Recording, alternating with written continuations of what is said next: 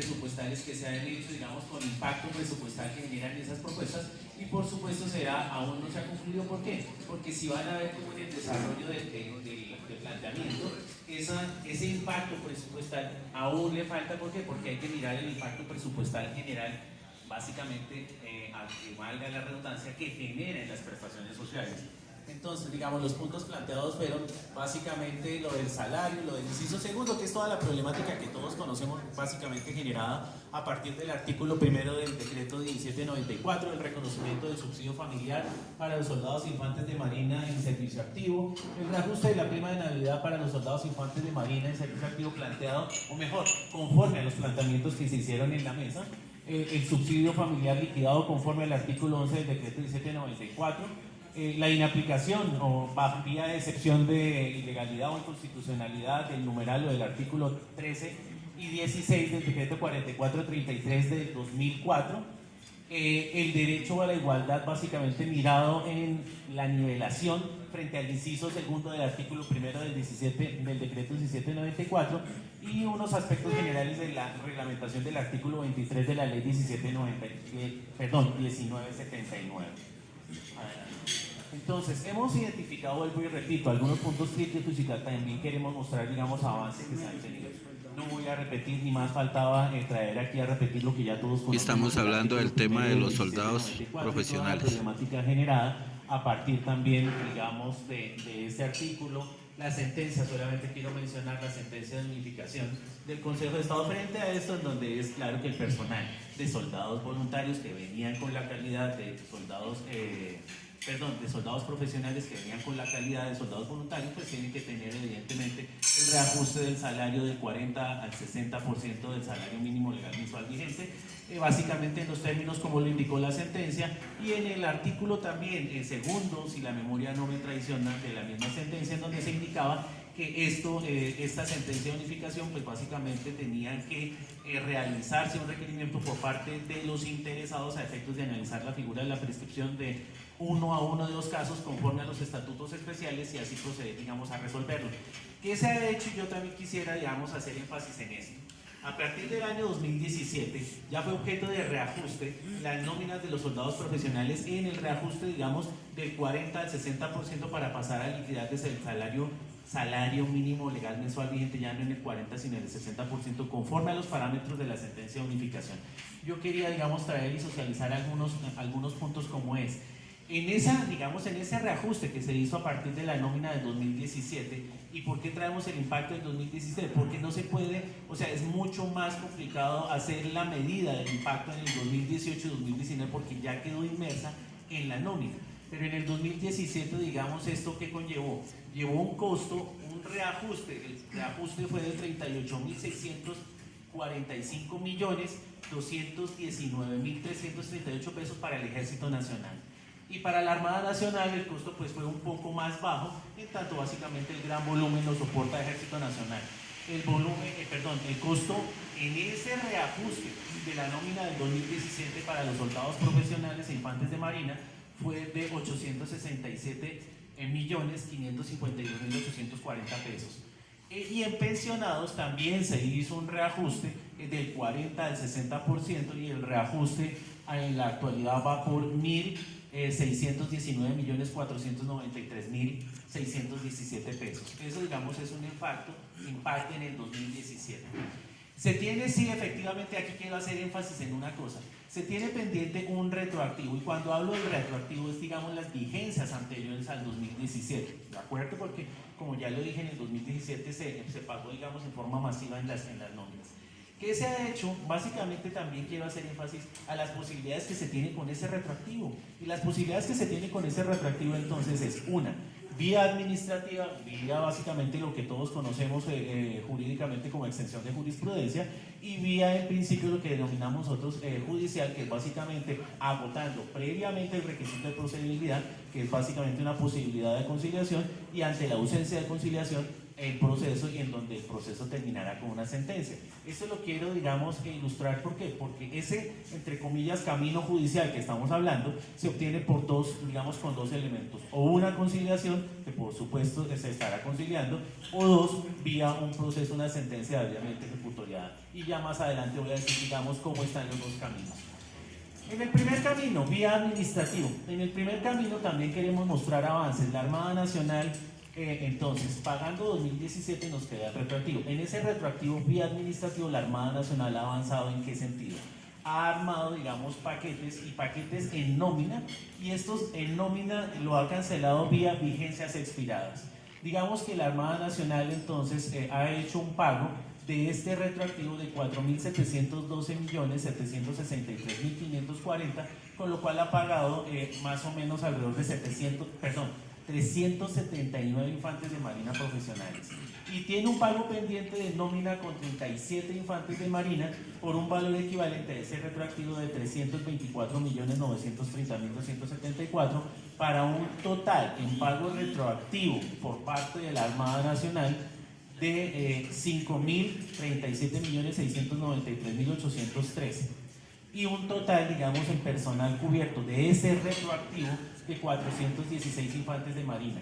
Ahora, en el Ejército Nacional, por supuesto, las cifras son más complejas por el volumen que se maneja. En el Ejército Nacional, entonces, tenemos, digamos, de retroactivo, el retroactivo ya cuantificado asciende a alrededor de 144.184.508.281 pesos. Y esto, digamos, para cubrir un retroactivo de 10.051 soldados profesionales. ¿Esto que está haciendo el Ejército? El Ejército ya lo cuantificó y solicitó, digamos, el recurso por vía vigencias expiradas a efectos de poder agotar este camino vía administrativo al cual me he venido refiriendo. Ahora nos queda, digamos, el otro camino al cual hice referencia, y el otro camino al cual hice referencia es el camino vía judicial.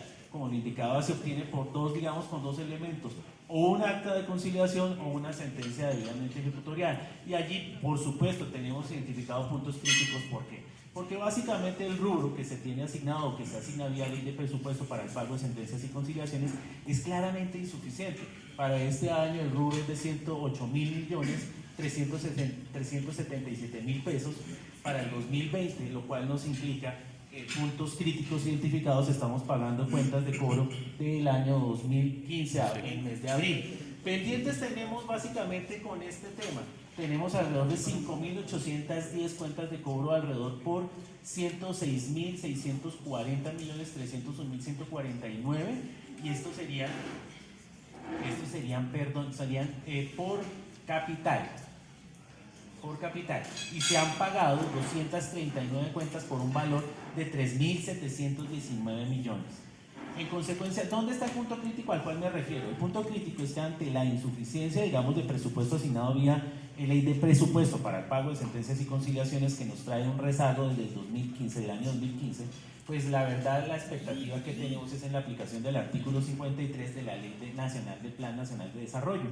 ¿Por qué? Porque este artículo permite, en principio, está previendo una salida para el pago de todo este pasivo real que tiene no solamente el Ministerio de Defensa, sino otras entidades como Policía, Fiscalía y otras entidades que tenemos este mismo inconveniente: intentar cancelar esto vía un mecanismo que ha establecido la ley, entre otras cosas que serían, digamos, con títulos de deuda pública, que de alguna manera, digamos, podría aliviar el tema. Esto en cuanto al primer tema de salario. Este fue el reajuste del 40 al 60% relacionado con los soldados profesionales con ocasión de la sentencia de unificación, y, digamos, el rezago que traemos de reclamaciones vía judicial. El tema siguiente planteado en la mesa fue un tema planteado que fue la prima de actividad para los soldados infantes de marina. ¿La propuesta cuál es?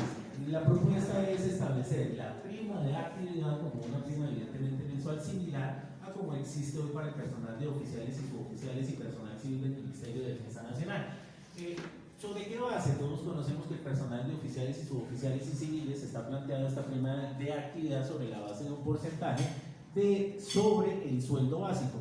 Digamos, esta prima arrancó, o mejor, haciendo referencia a los estatutos de 1990, arrancó sobre la base del 33% del sueldo básico, y con el decreto 1515 fue objeto de aumento en el 2007 se aumentó en un 50% el porcentaje que se venía reconociendo para alcanzar hoy en la actualidad un porcentaje del 49.59%, que es lo que devengan hoy personal de oficiales y suboficiales y personal civil en servicio activo.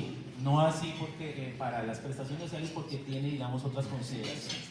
La propuesta entonces consiste en básicamente crear la prima de actividad en los mismos, digamos, con los mismos parámetros que tapa el personal de oficiales, suboficiales y personal civil, y en la propuesta venía planteado entonces, digamos, una forma de hacer o de, digamos, morigerar el impacto presupuestal, y estaba sobre la base de arrancar un 10, un 20, un 30, un 40 para llegar finalmente a una estabilización del 49.5%.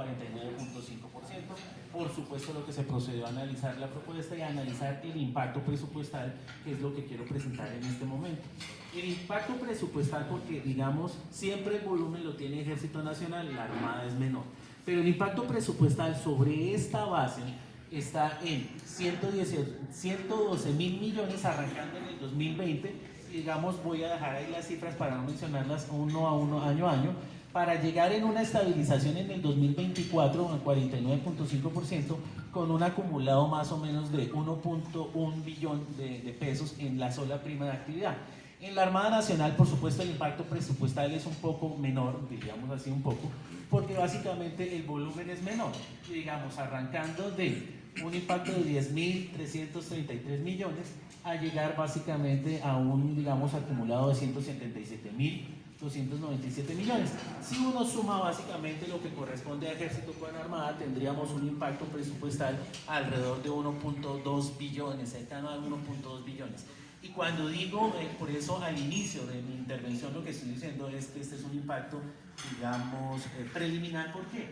Porque, como lo voy a indicar también, digamos, la prima de actividad, la prima de Navidad, que es la que básicamente hemos analizado el impacto, eventualmente tendría un impacto también presupuestal en lo que serían las prestaciones periódicas y las prestaciones fijas. De manera que ahí también hay que analizar, que en eso estamos analizando, el impacto presupuestal para saber el real costo de lo que tendría la aprobación de una iniciativa en este sentido. Esto por prima de actividad. Siguiente.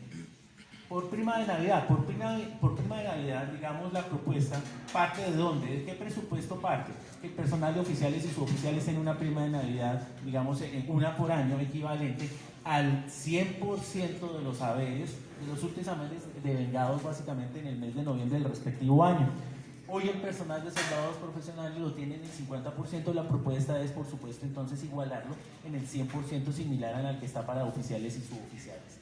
Sobre esa base, entonces, analizamos el impacto presupuestal como una fotografía bajo el argumento que sería una básicamente anual, y el impacto para el Ejército Nacional en principio, si fuera, digamos, por año solamente. Por eso digo que el impacto presupuestal está avanzando, es preliminar, porque si fuera una fotografía sería de 139.604 millones, y para la Armada alrededor de 7.609 millones. Estos impactos, como vuelvo y repito, es, digamos, preliminares, porque faltaría establecer y analizar el impacto presupuestal en prestaciones fijas y prestaciones periódicas. Siguiente.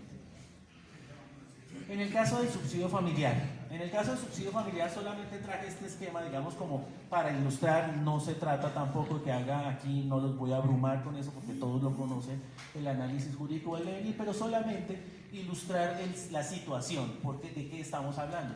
De la situación partimos, básicamente nosotros venimos de una situación del artículo 11, en donde contemplaba un subsidio familiar en el artículo 11 del decreto 1794 del 2000.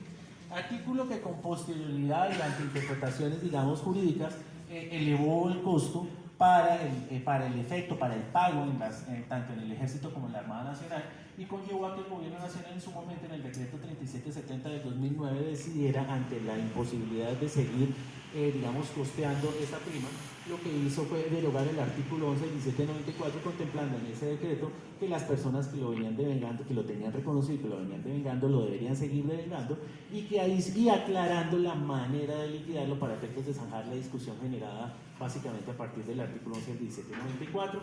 Con posterioridad en el tiempo, con el decreto 1161 del 2014, se restablece, digamos, de esta manera un subsidio familiar casi que en términos o con una figura o estructura similar a lo que ocurre para el personal de oficiales y soldados, personal de oficiales y suboficiales de las fuerzas militares y personal civil. ¿Qué estructura? Fundamentalmente un porcentaje si se es casado, si se tiene una unión marital de hecho, y un porcentaje adicional por el primer hijo y por los segundo y el tercer hijo, básicamente si te supere un 6% para un total, para un porcentaje, uy, aquí no lo alcanzo a ver, para un porcentaje total de 26%.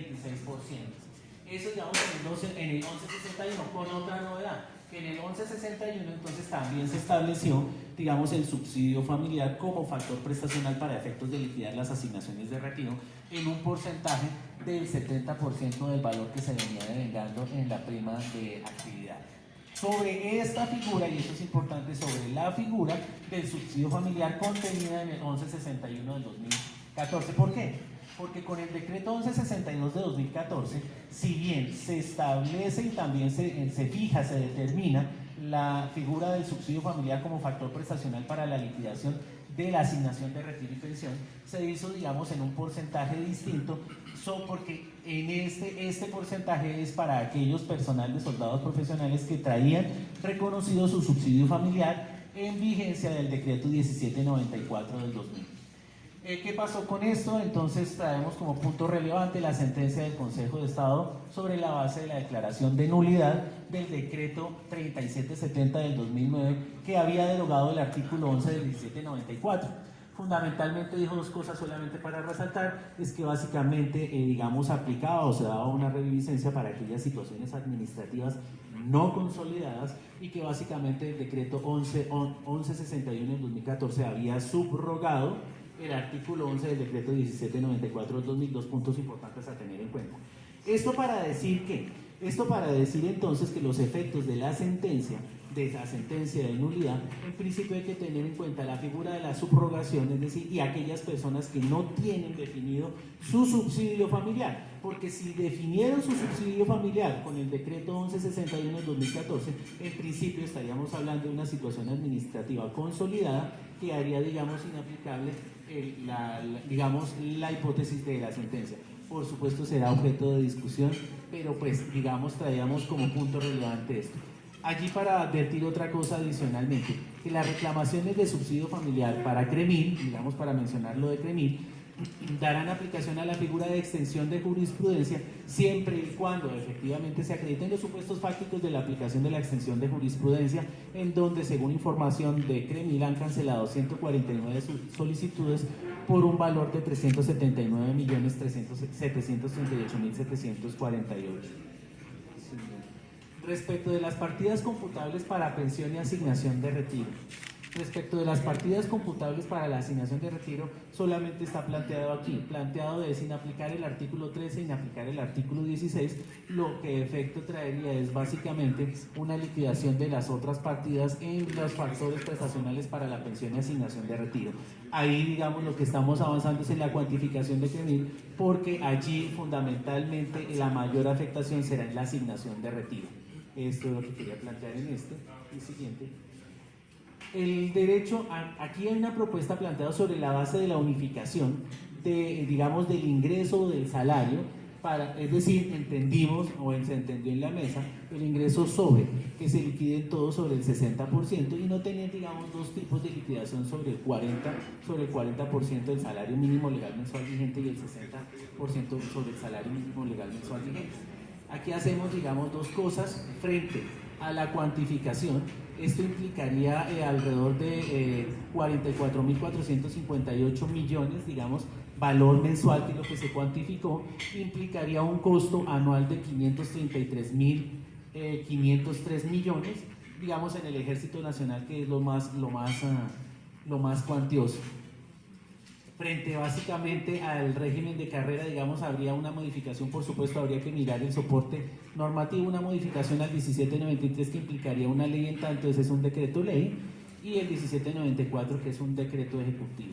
Algunos, digamos, puntos críticos que se han identificado en esta propuesta es la irretrospectividad de la norma, por supuesto, el trato diferenciado a destinatarios en situaciones no comunes, porque en principio, ¿y por qué citamos la misma sentencia de unificación? Porque la sentencia de unificación también habla de que serían dos situaciones distintas. El que tiene el reconocimiento, tiene derecho al reconocimiento del 60%, y es básicamente porque viene, digamos, de la situación de su calidad anterior de soldados voluntarios, y el que tiene su calificación del 40% porque ingresa, digamos, con estas condiciones. El nuevo régimen, básicamente, de inclusión como partidas, implica entonces su afectación o su cuantificación en las partidas para las prestaciones, como ya lo decía, prestaciones periódicas y prestaciones fijas. Pero un primer avance en la cuantificación serían 44.000 millones mensuales, 533.000 millones anuales. Y para terminar, digamos, en lo que teníamos pendiente de la reglamentación del 1770, esto solamente como referencia, la población, los requisitos que están contenidos en la norma, el beneficio, la fecha del beneficio, por supuesto, sería la publicación a partir de la ley, y el pago una vez expida el decreto reglamentario. Esto es lo que en principio tengo como, digamos, como algunos temas identificados críticos y cuantificación frente a las propuestas del personal de soldados. ¿Nos podría hacer el favor? Perdón. Izquierda, listo.